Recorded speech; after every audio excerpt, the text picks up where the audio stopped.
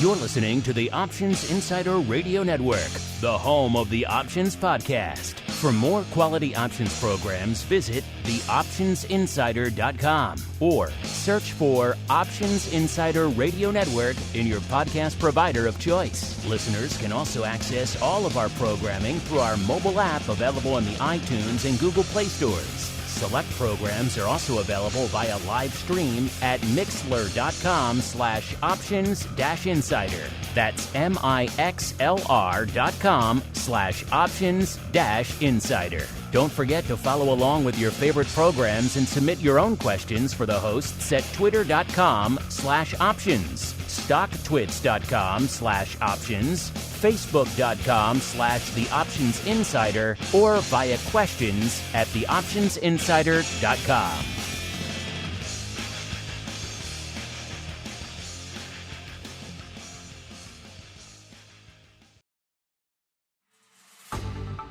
Welcome to Volatility Views, the premier program for volatility traders. Each week, we'll take a deep dive into the world of volatility with in-depth analysis, trading activity reviews, strategy breakdowns, cutting-edge education, and much more. We'll also bring you exclusive conversations with the traders, researchers, and asset managers who are reshaping the volatility landscape. If it involves volatility, then you'll find it on Volatility Views. And now, it's time to take a deep dive into the world of volatility. It's time for Volatility Views.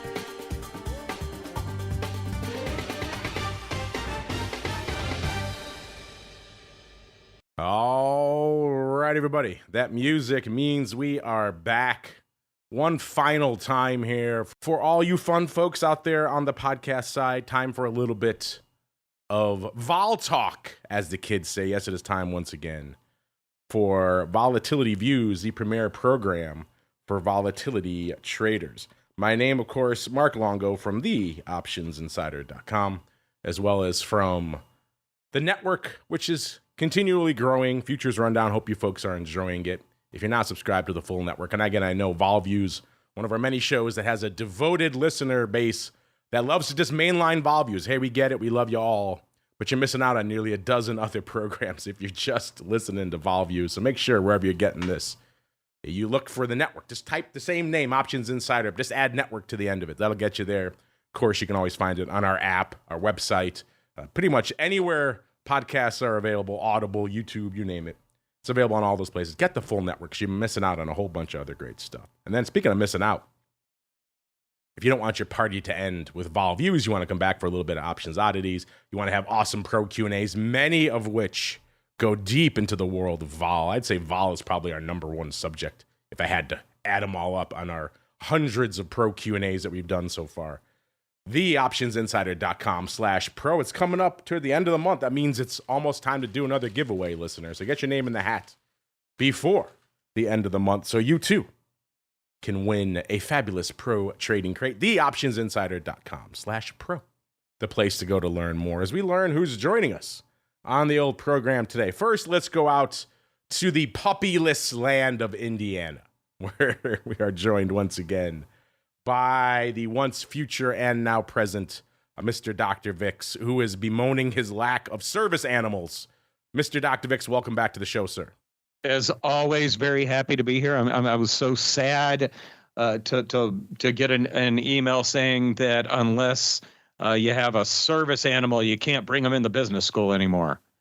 Boo. Boo. There will be Puppies people belong that find everywhere. Knowing a lot of these people, they'll find a way to get their dog certified as a stress animal. Don't you think I'm crazy enough that I need a stress animal?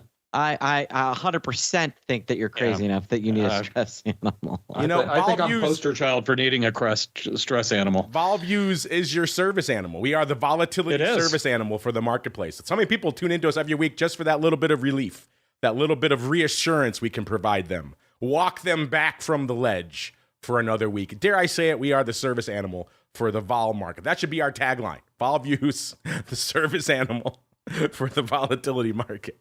And also joining us, that tinny voice means we are joined once again by the greasiest of meatballs, Mr. Mark Sebastian from OptionPit.com. Mr. Meatball, you like that branding? The service animal for the vol market? I think it's the best branding I've ever heard. You should retire and go be chief marketing for Disney. Yeah, they could probably use it down there as well. Forget about the premier program for volatility traders. We are the service animal for the vol market. You need a nice little pet. Need to pet us a little bit to feel better. Hey, we're here for you as we keep on rolling right on into the volatility review.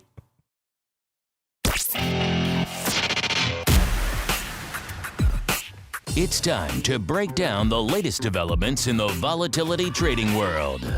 It's time for the Volatility Review.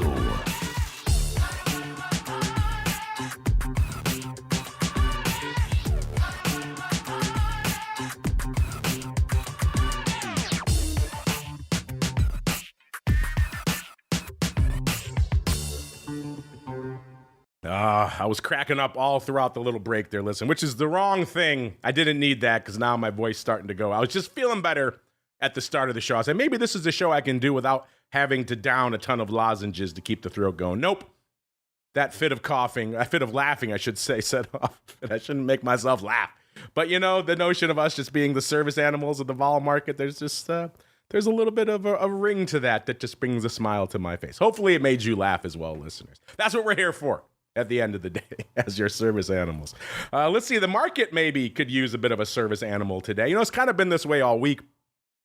We've been kind of net gently drifting north, kicking off some new all-time highs, but it hasn't been without some Sturm and Drang along the way. We hit them, then we have some intraday sell-offs. Maybe we hit them early, then sell off. Maybe we sell off first, then we rally to them. It's been a lot of that kind of intraday whipsaw-y action. Today, no different. We kind of started off looking green, looking again at or around fresh all-time highs again in most of the major indices. And now as we're heading into the start of the show, seems like a little bit of weakness setting in. The NASDAQ off about a third of a percent. NASDAQ kind of bucking the trend, kind of bouncing off of its lows now, whereas the S&P kind of bouncing off its highs. So seems like they're maybe going to converge and meet in the middle. We'll see. So NASDAQ not quite as dire as it was earlier, but still off about a third of a percent. S&P ticking into the red now, off about 0.05%. And the Dow still up, but up less than it was earlier in the session, up about 0.4%. Also seeing VIX cash starting to slowly climb its way up. In fact, just now, right as we started the show, it just ticked right around to a 1590, which actually puts it unched. We were down about half a point in VIX cash heading into the start of the show, and now we're seeing VIX cash starting to climb that proverbial wall of worry again, right up to about a 1590 out there, right as we're kicking off the show. So we'll see if the low was, got to 1520 this morning, so already starting to climb up a little bit. So maybe we're heading into a worry-filled weekend. Maybe it's going to be a hot weekend for Mr. Dr. VIX's UVIX trade. Have you been slinging the secret, super secret, don't tell anybody UVIX trade, listeners? I'm curious. Hit us up. Let us know. And then, of course, so VIX cash now unched on the week, which is kind of interesting. Haven't seen that in a little while out there now. And VVIX was at a 92. I have a feeling if I re-rack that right now, 93 and a third, so starting to tick up a little bit there as well. So it's down about 4 points from where it was this time last week, but starting to claw its way back up as well today. So interesting. Pointing towards maybe a red close out there today, but you never know. These markets, by the time we get to the end, they could be anywhere from here. So it's really very much a wait and see type of market. Let's go around the horn, though. You don't have to wait any longer for our analysis, though, listeners. Let's get right into it. Let's go around the horn the way we started. Let's go out to the man who needs a service animal. He is the once future and present Mr. Dr. VIX. Mr. Dr. VIX, what do you make of this little bit of a turn in the markets here today? Vol starting to climb back up. And in general, our post-Fed week here in the market, sir. Well, yeah, I probably over-fixate on weekend risk just because I talk to you guys at lunchtime on Fridays. But you do have to assume that we go through periods where you look around the world and you're like, what bad could happen in the next 48 hours? What could escalate in the next 48 hours, et cetera? And there are, I would say there are three hot spots that that could cause us some issues. The South China Sea, Russia, Ukraine, and Israel. And if when you can't really trade in or out of stuff for a couple of days, you want to square yourself up so that you can enjoy your weekend.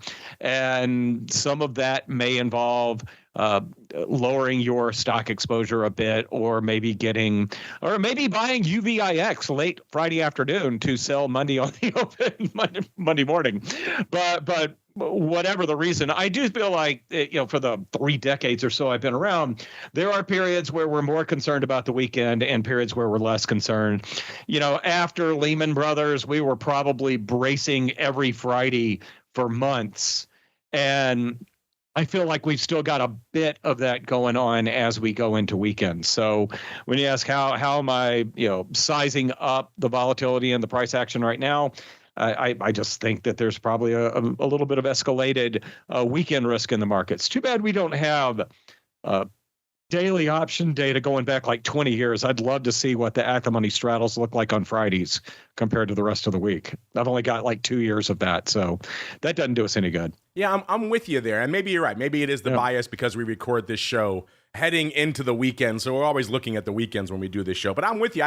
It does feel, to coin a term, a little weekendy right now. It feels like something's ready to pop off over the weekend again. You only get that feeling certain times. I'm starting to get that feeling again out there. So maybe it is an interesting time to do something as insane as, I don't know, buy a whole bunch of UVIX right around the close. I mean, who would do such a stupid thing? But, crazier things have happened out there. By the way, speaking of crazy things, are you trying to get our chat to adopt a dog? Is that what you're doing out here? You're just foisting dogs upon our chat?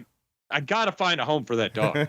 Is this the dog you stroked I'm during totally the show? hijacking your whole situation. Eventually, you're not even gonna have to log on. Yeah. Hey, you know what? Hey, you want to take over Vol Views? I can go rest my voice. No. That would be fine. Well, you want to be like Joan Rivers? You want to suck down some cigarettes and go to town? Have at it, sir. By all means, you can have the big cheer. I'll go off to do other fun things as we keep on rolling. Everyone who says that, then they sit in the chair for a day and they're like, "Oh no, you have it back." Nobody wants it for more than a day. I hosted once, and it was, and I speak all the time, and I was stressed. It's a different beast. It is a different beast. Although I had the best guest ever. But still, it was a different beast. It's a fun deal. Listeners. Never know when someone's going to stop talking. Got to keep the content flowing all the time through technical problems and everything else. It's a fun challenge. I recommend everyone try it someday. As we go on out now to the Southern Vol Mecca, Mr. Meatball, same question for you, sir. Obviously, an interesting week. Kind of a whipsaw week, even though net we've been up most of the sessions out there. Seems like the worm is turning a little bit out there today. What are your thoughts on what we're seeing this week? And are you down with, to coin a phrase now, are we looking at a market that's a little weekendy? Yeah, you got a little weekend risk. I think that JP Morgan, Russell, we talked about this on Option Block yesterday, but, we're buttressing right up against a pretty massive open interest strike for Monday from the JP Morgan, their collar fund. They're currently short about 44,000 of the 5750 calls. So dealers are long them, and you wonder why 5750 seems to be like a trampoline. We can't seem to bounce through it, and that's because when we're above it, market makers have to sell futures. And that continues to, I believe, be kind of a weight on the market until that position gets rolled. I believe they're likely to roll up to the 6,025 strike. So once they roll, we'll have some leeway. But I think we're going to see a little bit of selling pressure until that thing gets rolled. The magical effect of gamma out there on the markets, listeners. Interesting stuff out there. Looking a little bit behind the scenes. Speaking of looking behind the scenes, before we get into some of the products here, our good buddy, Mr. Overby, who won some goodwill with the masses out there with his immensely profitable long VIX fly a few weeks ago on the show. He sent this in, asked if we could discuss it on the show. So I said, sure, why not? You earned some goodwill with your fly. He sent an interesting article from, I believe this is T. Rowe Price. The article is titled, if you want to look for it yourself, listeners, How Do U.S. Elections Affect Stock Market Performance? goes into a lot of different areas, but the area we're going to key in, obviously, for our purposes is volatility. And again, they have some interesting visuals. If you're a visual learner, this article will suit you well. And they have a good graph here that I want to zero in on called Average S&P Volatility Around Presidential Elections and Other Years. And they break it down into interesting different periods: 1 year before the election, 6 months, 3 months prior, 1 month prior, and then 1 month immediately after, 3 months, 6 months, 9 months, and a year. Interesting data here. I think a lot of people coming into this would automatically assume, okay, leading into the election, probably going to see a little bit more froth in the markets, a little bit more churn, especially recently, maybe a little bit of recency bias in there as well. So you definitely would expect those to be heftier. And then maybe after the election, you expect, oh, kind of the event has passed. Usually, again, these days, all bets are off after the election. But back in the day, once the election was over, it was kind of over. So you'd expect vol maybe come in after that. And what we see here with this data across the board is really not that at all. It's actually, if you had to draw one conclusion, quote unquote, from this data, and again, there's issues with this data. We'll get to all that in a second. But if there's one conclusion you could draw just from looking at this data in a surface perspective, is that vol is actually lower across the board coming into and going out of elections. So during election years, vol seems to be tamped down. In the 1 year prior period, they look at other years outside of presidential election years and election years themselves. That's the time that they're closest, about 0.2% away. 6 months prior to the election, vol is actually lower during election years, 16.3% versus 17.2% for other years. 3 months prior, much lower. That one surprised me. That one kind of leaps off the page to me. 16.1% on average is the vol during presidential election years versus 18.2% for all other years. And then 1 month prior, same deal, substantially lower. Actually, the exact same amount, 2.1%. 17.5% for presidential election years and 19.6% for other years.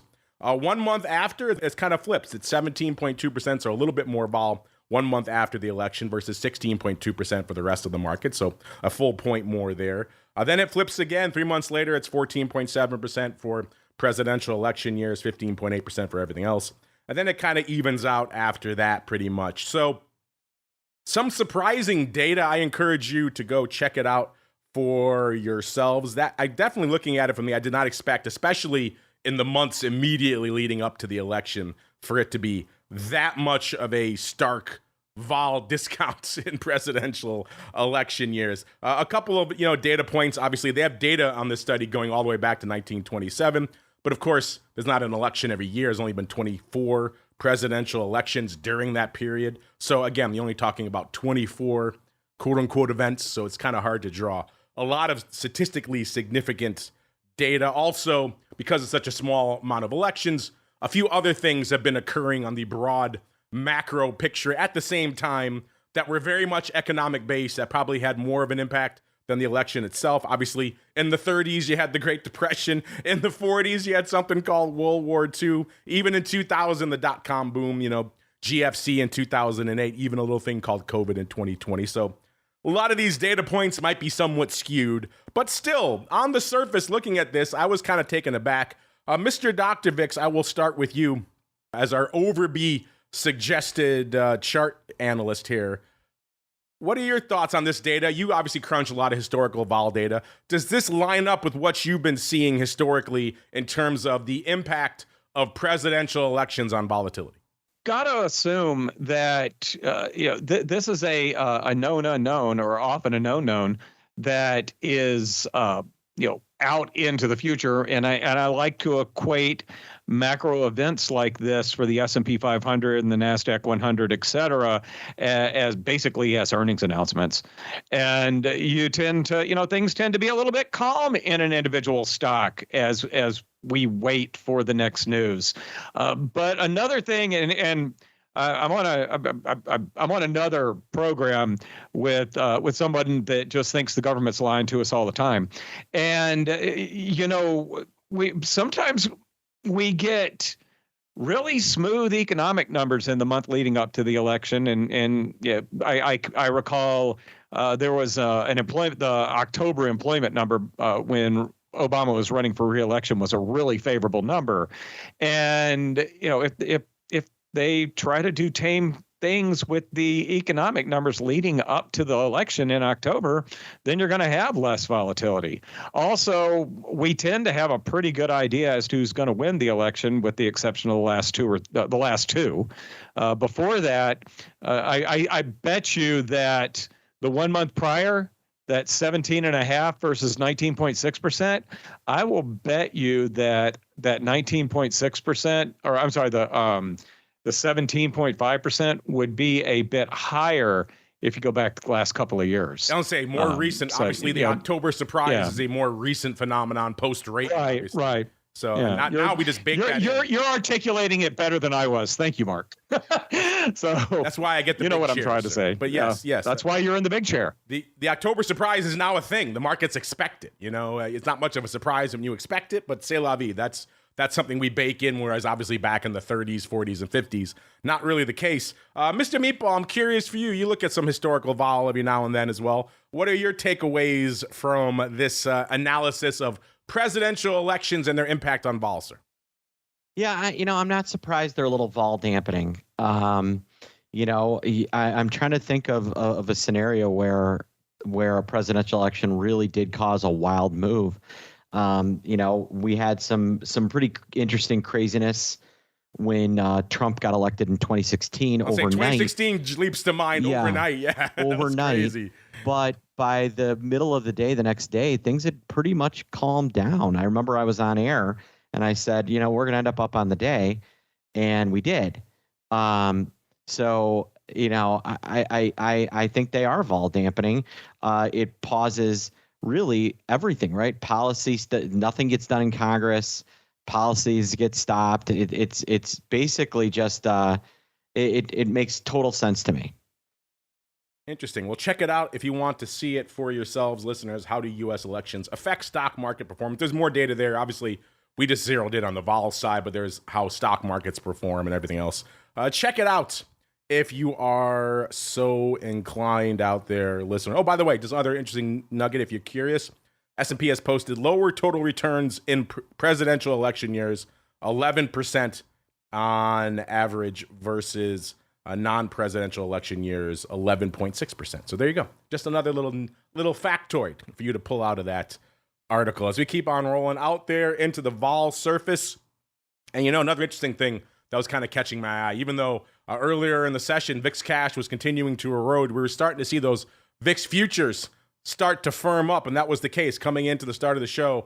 We had the OCC future. Pretty much all these futures were gaining back almost exactly what they lost this time a week ago. The no future lost 0.2 of a point a week ago. This week it gained it back. I'm sure if we racked this right now, almost halfway through the show, it'd be up even more. The OCC future had given up about 0.5 point this time a week ago. This week is gaining about 0.5 point out there. So pretty much getting back what we lost this time a week ago. Looking out to the rest of the term structure here, looks like we top out at right about a 19.25 in the June cycle for this time next year. So all the way through halfway into next year. Doesn't that seem like an eternity from now, listeners? But nonetheless, 19.25 next summer. Interesting. June, not usually a bastion for volatility, but that's what we're seeing.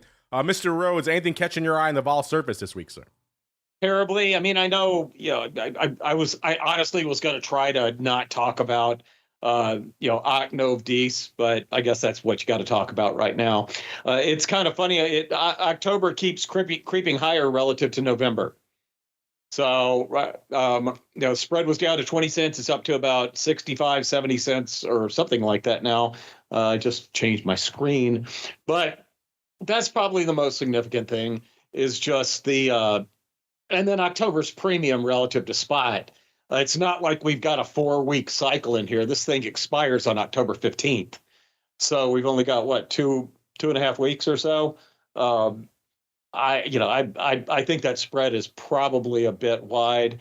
I don't really expect VIX to creep up that much between now and the middle of October because I don't think people are going to be using the November 15th options to hedge the election. I think they're going to be using things that expire closer to the election. And when it's not bleeding through to VIX, then the elevated October VIX future is going to look extremely mispriced. In fact, I think I'm going to go buy some puts right now.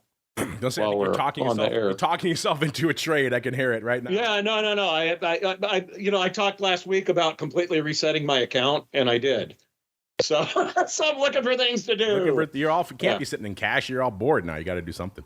Yeah, I know. I got to do something. Yeah. Besides, give chat suggestions for nicknames for me out here. Vol King of Chicago. I've heard worse. I like it. I've heard worse. They were calling you the king. They said I was okay, but you're the king. And I think I think the Vol King of Chicago, Abe Froman, is you. I've heard worse. I like that. The chat knows where their bread is. The chat knows where their bread is. 15 years. But there was a good guy in the industry who recently passed away, a great guy, and I remember he saw me at an FIA event years ago, right when we were first starting this up, and he knew he recognized me, but he wasn't sure what it was, and he shouted at me across a very crowded. If you've ever been to FIA Boca, listeners, you know those big receptions at the pool, hundreds of people. He shouted across the whole thing, "There goes the FX King of Miami." And he yelled, and everyone turned to look at me like, who's this guy? It was really funny. So for a long time, he jokingly referred to me for years after as the FX King of Miami. We had a good laugh about that for many years. So there you go. I could also be the FX. Sure. I could be the Vol King of Chicago and the FX King of Miami. Two things are not mutually exclusive out there. But Mr. Meatball, I digress, sir. What's catching your eye in the vol space? Yeah, the one thing that throws me off is why are these futures already priced in the presidential election? Why are they continuing to rally? The October future over the last 4 days, despite the market going up, has gone on the 23rd. It closed 18. It's up to 1880. The November future has gone from 1775 to 1815. December 1770 to 1805. I'm not sure where the vol bid is coming for these futures, but it is real and it is palpable. Yeah, we are climbing. Is it the wall of worry? What are we climbing out there? Listen, what is causing this to tick up? Is it, as we said, markets are getting a little weekendy? There's you could maybe feel the storm kind of brewing out there somewhere, but you don't know where it's coming from. There's a literal storm right now crashing onto the shores of the southern U.S., so hopefully all of our listeners out there in the panhandle area of Florida are doing well, hunkering down. Hope you have enough power to listen to the show. You know what? If you have to listen later down the road, we understand. Stay safe out there. But you know what, listeners? Well, we're not there yet. I was going to say no one's safe from Russell's weekly rundown, but we're not quite there yet as we get on into the realm of VIX options. That would have been an awesome transition, though. Today, are we looking hot in VIX options land? The answer is unfortunately no. 320,000 contracts. I think VIX is hunkering down for the storm today as well. Not much going on out there. The ADV is back up over 900K, 921 to be precise, even though that it continues to be down slightly, down 13,000 from this time last week. It had dipped below, I think, like 890 something or intra-week, so it's back up over that, even if it is net down on the week.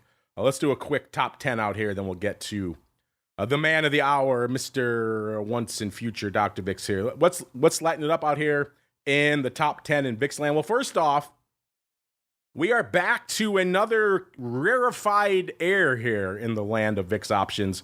Very infrequently on this show do we see the VIX top 10. Make of this indicator what you will. We started talking about it kind of as a fun lark on the show many years ago, but over the years it has evolved into a somewhat more subtle and, dare I say it, useful indicator than maybe we all first assumed. And right now, it's hanging out again at a somewhat interesting level of exactly 50-50. Calls versus puts. We don't see that too often, really, if ever, out here in VIX land. Usually, we see VIX getting heavy with puts again when we're well north of the 20 handle again, right? We're not hanging out at a 15-16 level or close to it right now. That in and of itself is kind of interesting out here. What does it cost you to break into the top 10 right now in VIX land? It costs you 207,000 contracts, so that's respectable. That gets you to the OCC 19s. Number 9, 213, that's the OCC 50, so right back up to the funky upside again. Number 8, 214,000 of the NOV doubles. We were speculating on the show last week. Are we starting to get into that kind of territory? The 50s, the doubles, that stuff's starting to come back on our radar again. Maybe that's playing into this growing sense of unease, concern, call it what you will, that we're all maybe feeling out there. The futures are firming up. There's something crackling, maybe looming in the distance out there. It's certainly reflected in some of these strikes, like the NOV doubles, 214,000 of those, even though some of those are, 1x2s and other types of ratios. Number 7, here we go. Now here comes our put palooza. 246,000 of the OC 16 puts. Number 6, 247,000 of the October 19 puts. Number 5, 250,000 of the OC 20s. So OC 19s and OC 20s. That's about as reasonable as you're getting on the call side here today, listeners. Number 4, you got a whole bunch of puts left. Number 4, 277,000 of the OC 17 puts. If those aren't far enough out of the money for you, allow me to present number 3, 285,000 of the OC 15 puts. It is possible there is some put vertical action going on out there as well, of course, listeners. Number 2, 287,000 of the NOV 35s. And the big dog, 289,000 of the OC 18 puts. Who would own some of the OC 18 puts? You have to be a foolish person to have bought some of these for, let's say, I don't know, $1.03 not too long ago.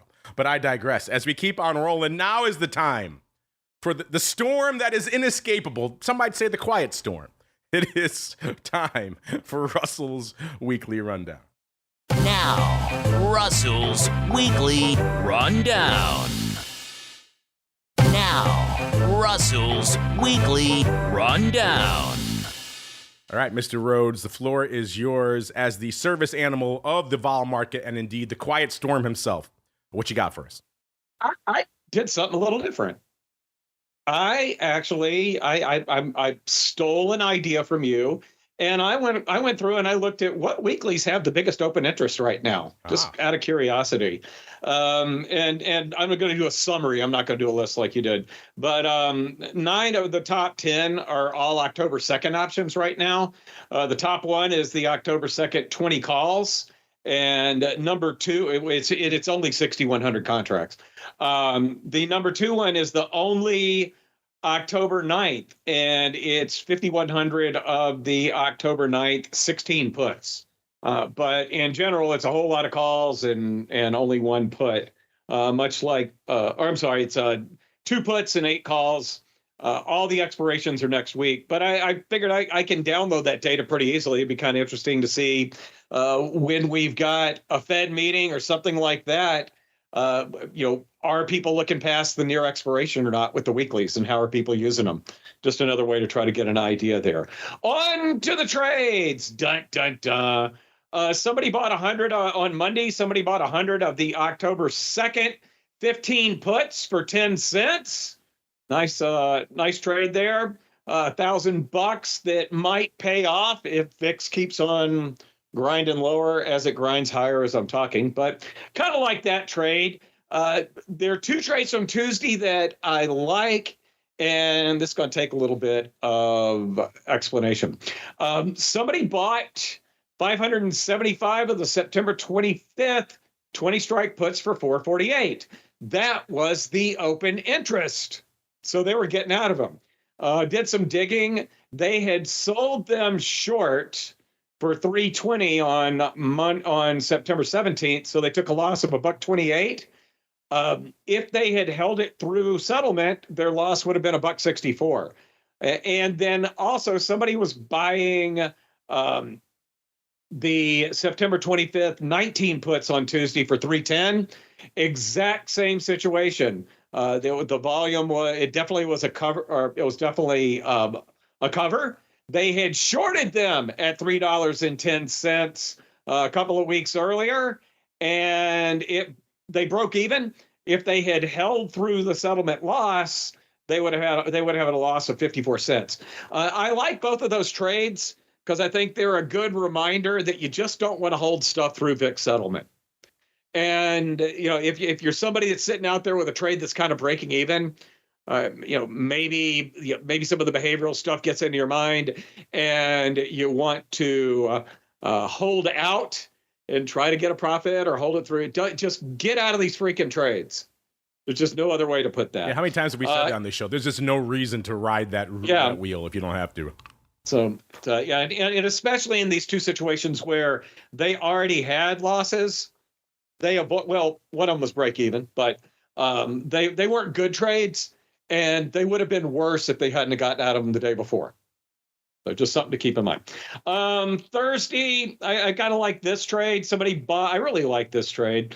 Somebody bought 450 of the October 9th 16 puts for 9 cents. VIX was at 1542 at the time. I think that is an excellent trade. And then today, I got no idea on this trade. If we get a volatility event over the weekend, I want this one investigated. But 3,500 of the October 2nd, 33 calls traded at 4 cents, which was right in the middle. It's not part of a spread, so I don't have any idea on the direction. And the open interest, I think, was 50 contracts. So this is definitely an opening trade as well. If the trader behind this had a Russian accent, I'm doing more UVIX this weekend than I normally would. 2x. Yeah. So, that's I like those trades, even though they were losers. There's nothing I really disliked from this past week. Maybe buying those October 2nd 15 puts because we really haven't spent much time under 15. But I do like those two examples of people cutting their losses or taking a break even and moving on to the next trade, because that's one of the biggest weaknesses people have. That's why I'm writing a book all about selling stock when you got to exit a stock. The sell decision is very difficult. That it is indeed, listeners. Is it difficult to figure out what's going on out here in VIX land? Let's see. Let's try, shall we? Today, seems like we're just talking about VIX kind of firming up, the futures firming up, maybe things starting to climb that proverbial wall of worry going into the weekend here. Seems like something's cooking out here in VIX land as well, because not that long ago, right into a few minutes into the show, VIX was hanging out around 220, maybe a 250,000 contracts. It's already added 100,000 contracts just in the last 20 odd minutes. So something's afoot out there now. 351 is where VIX is hanging out at right now. So looking, dare I say it, a little bit more respectable. The big dog right now, 44,000 of the OCK 17 puts. We already know from our top 10 breakdown that there's over 250,000 of those open. So they could be taking some of those off the table. 28,000 for number 2 of the OCK 15 puts. Number 3, 25,000 of the OCK 20s. Number 4, 22,000 of the OCK 30s. And rounding out the top 5 today, 14,000 of the OCK 16 puts.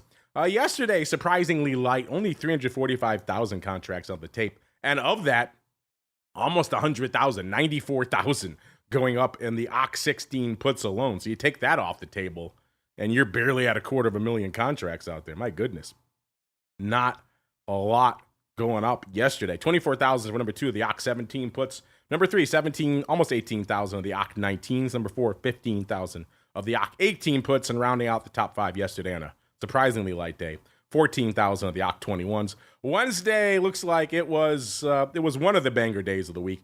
827,000. So still nothing this week over the ADV, which is interesting. The big dog yesterday, 42,000 of the NOV 20s, followed by 33,000 of the NOV 50s.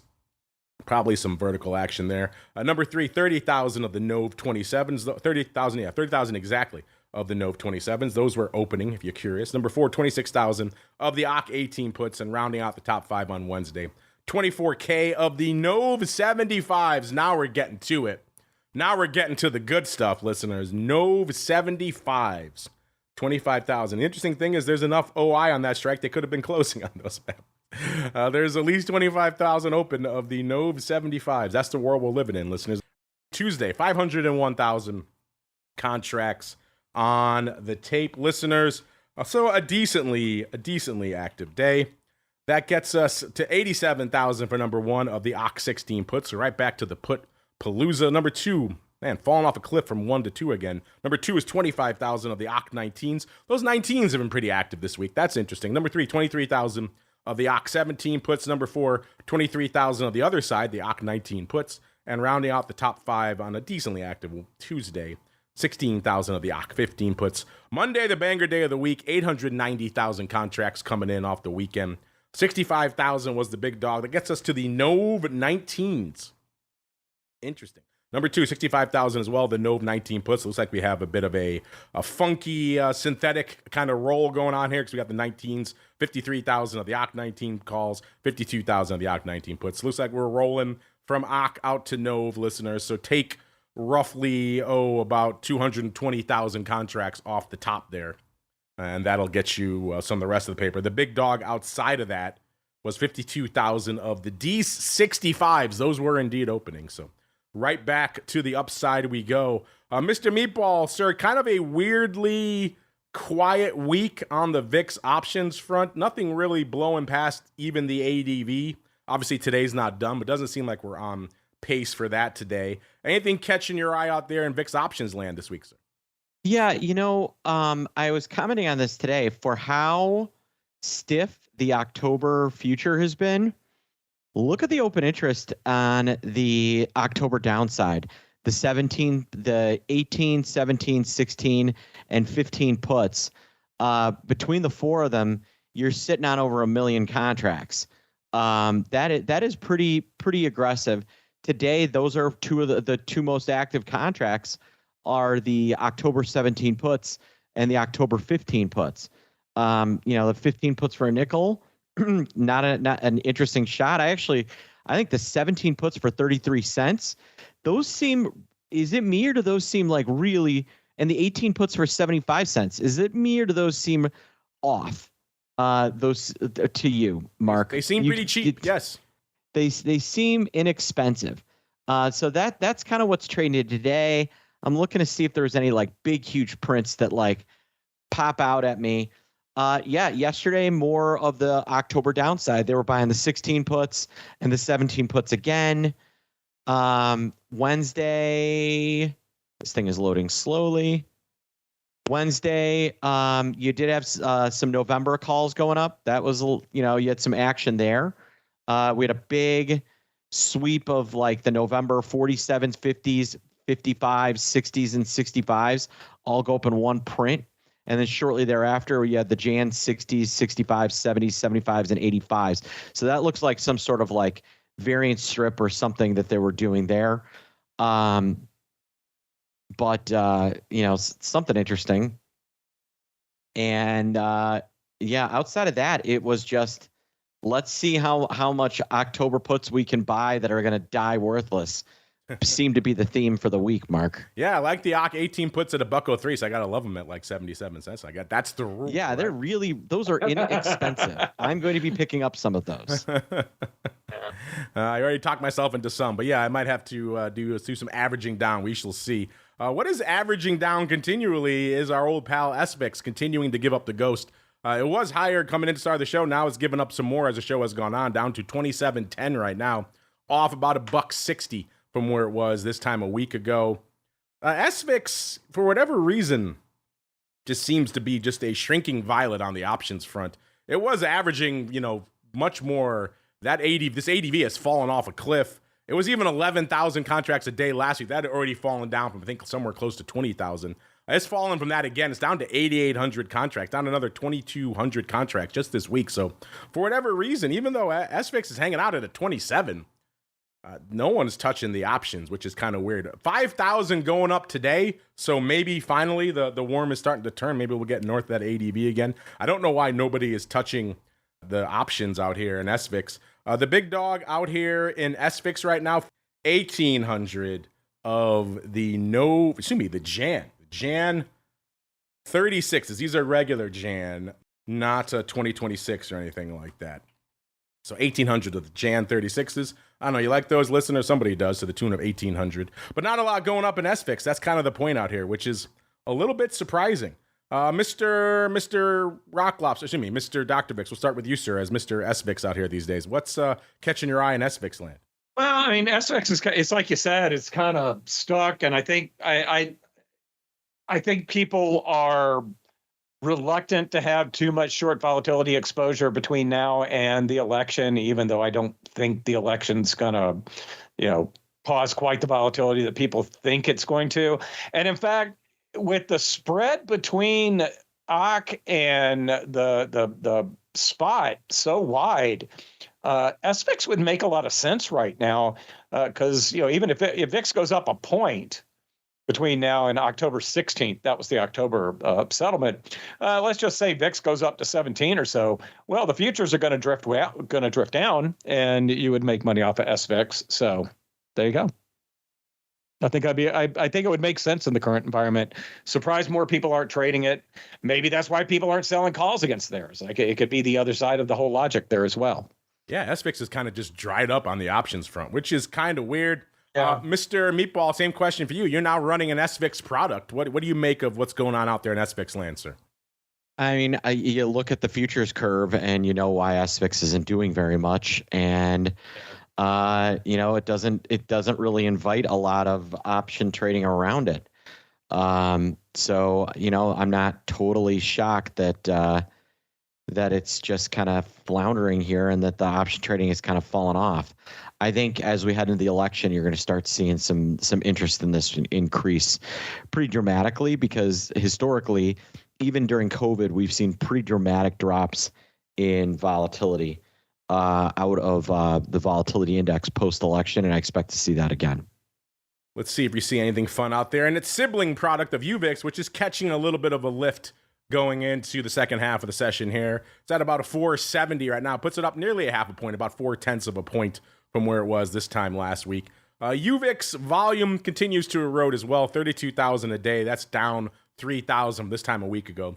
Seems like they're probably going to hit it today, though. 23,000 contracts on the tape today, including the big dog out there today.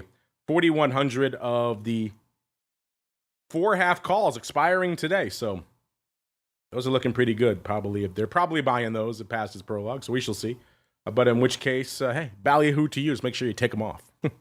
And in terms of size positions out there, looks like the big dog, once you get past the non-split adjusted nonsense, looks like it's the 6 calls expiring today, nearly 10,000 of those. Those seem like that's a bit of a bridge too far, but hey, you never know. UVIX can get crazy by the end of the session. Mr. Dr. VIX, as you're planning your weekend trade, anything catching your eye in UVIX, sir? I'm going to do what I normally do. I know you asked me that, and I never say anything exciting. I'm thinking about buying it earlier, like shortly after we're done talking, than buy it later. Right now? Well, it's up 22 cents right now.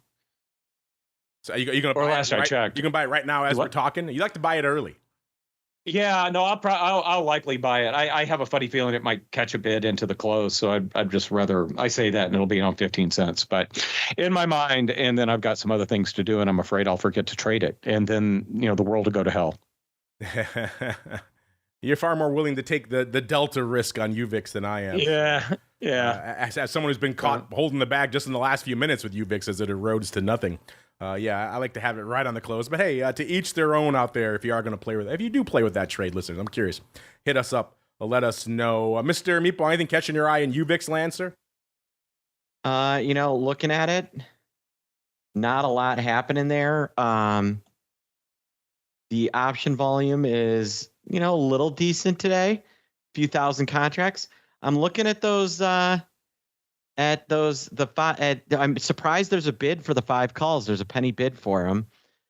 For next week, you do have a little bit of action. Those $5 calls are going for 23 cents. Got 1,700 of them going up, and so they're going out and even buying the 6 calls. I don't know if I love the 6 calls, but that's not a bad. The 5-6 call spread for a dime, not a terrible little call spread if you don't feel like buying the stock. Little fun flyer to the upside in UVIX, listeners. Let's get out to what I know a lot of you love, at least the volume says so. UVXY, 24.90 as we're getting into the last bit of the show here. Up a little over a point, about 1.1 points from where it was this time last week. Their ADV has come down a little bit too. It's down to about 80,000. It's still obviously much more than just about everything else we talked about combined. So down about 1,000 to 80,000 a day now. Looks like they're going to hit it today. 61,000 contracts on the tape in UVIX right now.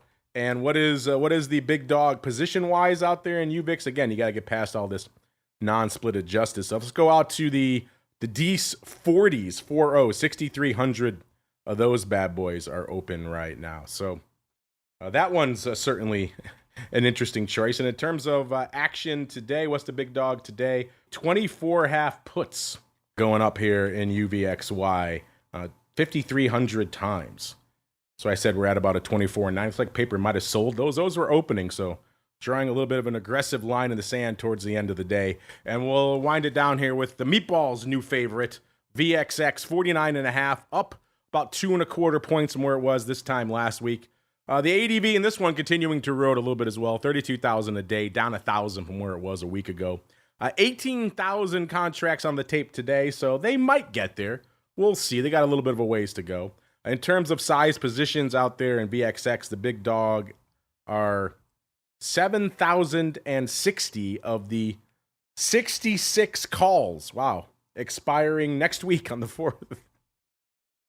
Wow. Good luck to you. I don't know if we're hitting 66 by next week. But then again, if we get a crazy weekend event, we could be back. We were at a 60 handle not too long ago in VXX. We could get back there again with some crazy market action. Mr. Meatball, anything catching your eye in either UVXY or your new beloved VXXer? They're rallying. Surprising bid in both UVXY and VXX. The option volume starting to pick up in VXX as well, and I'm seeing those markets start to tighten up. So I kind of like it's interesting to watch. But yeah, I'm interested in that. UVXY obviously continues to kind of hang around here. It seems like it's been between 23 and 25 for weeks, but that option volume also nice and high, and we're seeing those spreads tighten up as well. So nice increase in interest in implied volatility products. Mr. Rhoads, anything catching your eye in either UVXY or VXXer to round out the show? Not really. Just how, like we said, they're catching a little bit of a bid later in the day. The curve's the flat curve, I guess, is gonna have somewhat of an impact on those guys, and actually provide them a little bit of a tailwind. So makes sense to maybe look at them for if you think we're going to get some sort of surprise. And there's always surprises in store for us listeners when we head on into the crystal ball. It's time to peer into the future and reveal what the volatility gods hold in store. It's time to look into the crystal ball. All right, listeners, welcome to the crystal ball. And coming into the end of the show, we are seeing everything kind of hanging out close to where it was at the start of the show. S&P kind of flirting with unched now. NASDAQ off about 0.25%, Dow up about 0.5%. And VIX cash clawing its way towards 16 at about a 15.94 as we're kicking off the crystal ball here. And do we have any 15 handles? Yeah, we had one, and it was me last week, listeners, at my 15.76. Unfortunately, not feeling it out here. This was close. I get the award for the closest, but 0.18 away is not going to do it. It's not within our 0.10 margin of victory. So close, but no cigar for me. Andrew was on the show last week. He was at a 14.99, so no joy for him. And Mr. Rhoads was at a seasonally appropriate 16.66. No joy for him. So I was closest. I guess I will go first again this week. Why not? Let's kick off the fun partay out here in Vol Views land for this week. We are joking about how the markets are feeling weekendy. So are we going to get a little bit of a weekend jolt? If that's the case, does the vol bid persist? If past is prologue, the answer is no. So by this time next week, even if we do get a shot in the arm over the weekend from a vol perspective, is it going to last until Friday? I'm going to say, you know what? Maybe we are a little bit juicier this time next week. I'm going to say 16 double. 16.55 is where we're hanging out, just because it seems like there's a little bit of something brewing out there in the ether. Mr. Dr. VIX, you were next closest. You get to go next, sir. What are you feeling this time next week? Oh, I want to go out on a limb. 14.99. We haven't seen a 14 in a while. Taking Andrew's pick from last week to going out. Oh, was it his pick last week? Yeah, I did not realize that. 14.99. So now we're going 14. All right, so you got quite the range. About 1.5. I know. We're opening it up for all kinds of Mark Sebastian potential choices. All kinds of palindromic nonsense. You're going to go 16.61. You're going to go 14.41, 50. Which way are you going, sir? I think I'm going to go right in the middle. I'm going to do 15.51. There you go. You must love having come up with this because it just makes your life so much easier. Because the whole thing is nonsense. None of us knows. It's just a guess. Oh, we know. So you don't know? Why not? What's wrong with you? You don't know? We all know. Don't listen. Pay no attention to the man behind the curtain, listeners. We all know here at the end of the day. So that's your vol market for next week. Decently wide, 15.51 for the meatball, 14.99 for Mr. Dr. VIX, and I am at the correct 16 double out there. That's going to do it for us on the show this week. If you're on the pro side, you already got Options Oddities. It was delivered to you earlier, listeners, because I do have to head out immediately after the show today. So enjoy that. If you're not on the pro yet, what are you doing? TheOptionsInsider.com/pro, the place to go to learn more. And if you go around the horn, let's learn what everyone else has cooking that may interest you. Mr. Meatball, where should folks go if they want to learn more about goodness? Yeah, well, you can always head to optionpit.com. We put good stuff there, but follow me at OptionPit, and you get all my Twitter goodness and all my posts. So follow along me at OptionPit. Get his Twitter goodness, OptionPit, the place to go to learn more. And Mr. Rhoads, I think you want him to go to Twitter as well. Where should they go, sir?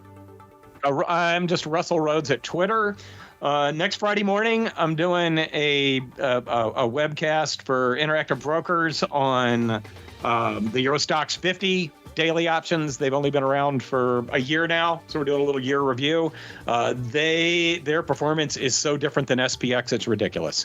And I'll just leave it with that. But that's what's going on with me right now. Look at you picking up the old Dr. V Stocks moniker. You know, who knows? Yeah. Maybe we'll have an opportunity to discuss that again sometime in the near future. Hint, hint. I believe so. So that should be fun. In the meantime, listeners, check them out at Russell Rhoads. 2 S's, 2 L's, RHOADS, all one word. If you find the drunken weatherman, you went too far. Go back one to find Russell instead. That is going to do it for us on the network today. Hope you had a good trading week. If you missed anything, it's all there waiting for you. Another reason why you should be subscribed to the full network, listeners. Now get out there, get away from your trading screens, have a good break. Hope you enjoyed us being your service animals for the vol market for this week. Take a little bit of a respite. Get away from the screens. Pay attention this weekend. It is starting to feel a little weekendy out there, to coin a phrase. So have your head on a swivel a little bit. And then we'll see you back here on Monday for the option block, all the way through to next Friday, another episode of Volatility Views. Stay safe out there, everybody. You're listening to the Options Insider Radio Network, the home of the Options Podcast. For more quality options programs, visit theoptionsinsider.com or search for Options Insider Radio Network in your podcast provider of choice. Listeners can also access all of our programming through our mobile app available in the iTunes and Google Play stores. Select programs are also available via live stream at mixlr.com/options-insider. That's mixlr.com/options-insider. Don't forget to follow along with your favorite programs and submit your own questions for the hosts at twitter.com/options, stocktwits.com/options, facebook.com/theoptionsinsider, or via questions at theoptionsinsider.com.